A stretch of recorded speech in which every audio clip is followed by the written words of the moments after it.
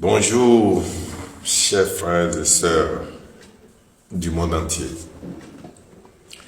Aujourd'hui, nous allons nous entretenir sur un sujet très important pour nos différents candidats aux différents examens. Que ce soit les candidats qui vont composer le lundi prochain,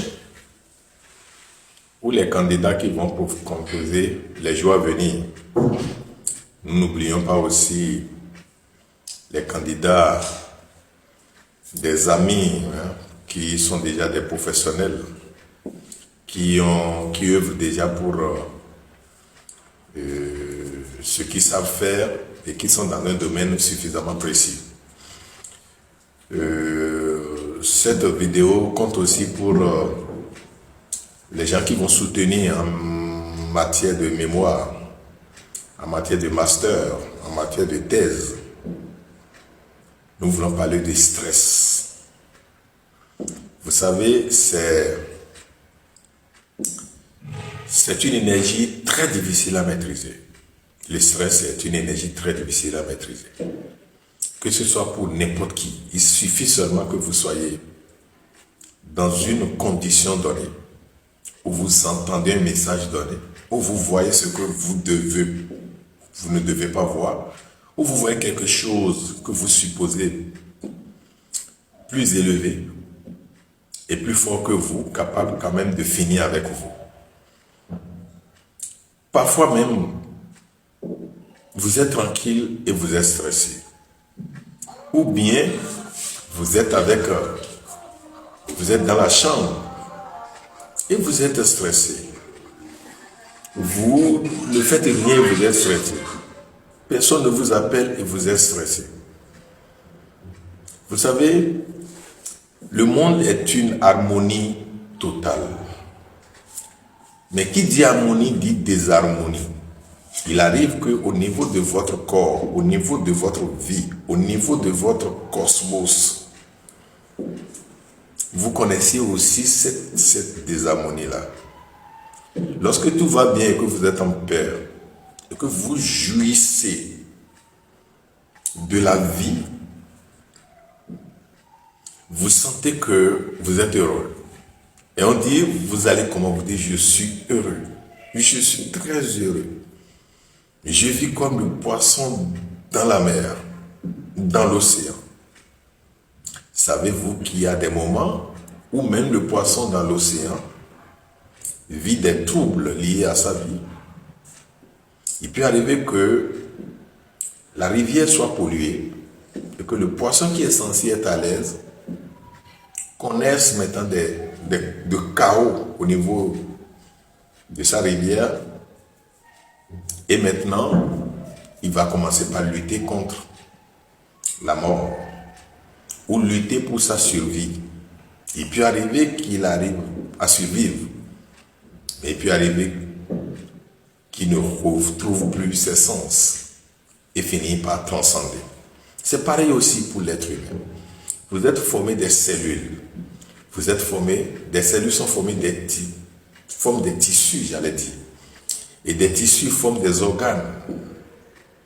Et des organes forment des appareils. Et les appareils associés forment qui vous êtes. Ça veut dire quoi? Si un tout petit élément, n'oubliez pas que même les cellules sont formées de particules. Et quand un tout petit élément, même une particule connaît une désharmonie au niveau de son être intrinsèque, n'oubliez pas que quand je parle de particules, je parle d'une partie de vous complète en elle-même. C'est-à-dire quoi? Une cellule prise en votre sein et déposée dans un environnement où les conditions de précipitation sont normales par rapport aux conditions intérieures, la cellule va vivre exactement comme si c'était à l'intérieur de vous. Parce que les lois qui régissent votre corps sont ces lois que j'appelle les conditions. Et les mêmes lois vont remplir un endroit donné où on va déposer une cellule de votre corps qui va se développer et qui va se comporter exactement comme si c'était en votre sein. Mais si les lois de l'autre côté ne sont pas en harmonie avec les lois là où la cellule est sortie, il y aura de turbulences au niveau de l'autre côté. C'est d'ailleurs pour ça qu'il y a des moments où vous allez connaître ces stress-là. Mais la plupart du temps, le stress est lié à un événement. Soit vous sortez, vous revenez à la maison et vous trouvez une convocation qui est venue peut-être du commissariat ou peut-être du procureur. Vous êtes bleu dans tout cela parce que vous ne savez pas ce que vous avez fait. Mais vous savez bien que quand ces gens-là vous convoquent, il y a toujours la peur qui surgit de nulle part. Parce qu'on se dit, mais qu'est-ce que j'ai fait? On commence par réfléchir. On commence par imaginer tellement de choses. Parce que c'est comme ça que nous sommes formés. Les cellules vont commencer par réagir à l'autodéfense. C'est-à-dire, c'est comme si vous êtes attaqué par un animal plus grand que vous. Un tigre, par exemple, un jaguar.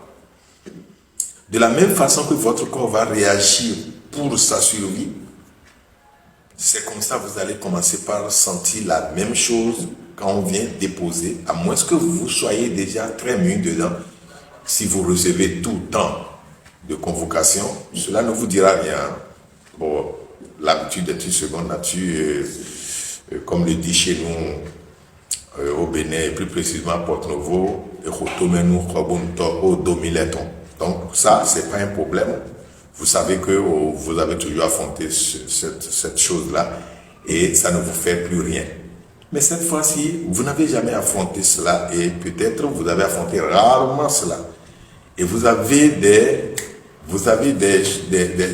mauvais pressentiments par rapport à ça. Et ce qui est important, ce qui est normal, c'est que votre corps est censé réagir. Alors, pour ceux qui vont aux différents examens, il peut arriver que vous apprenez tout le programme, vous avez tout le programme inculqué en vous, inséré en vous.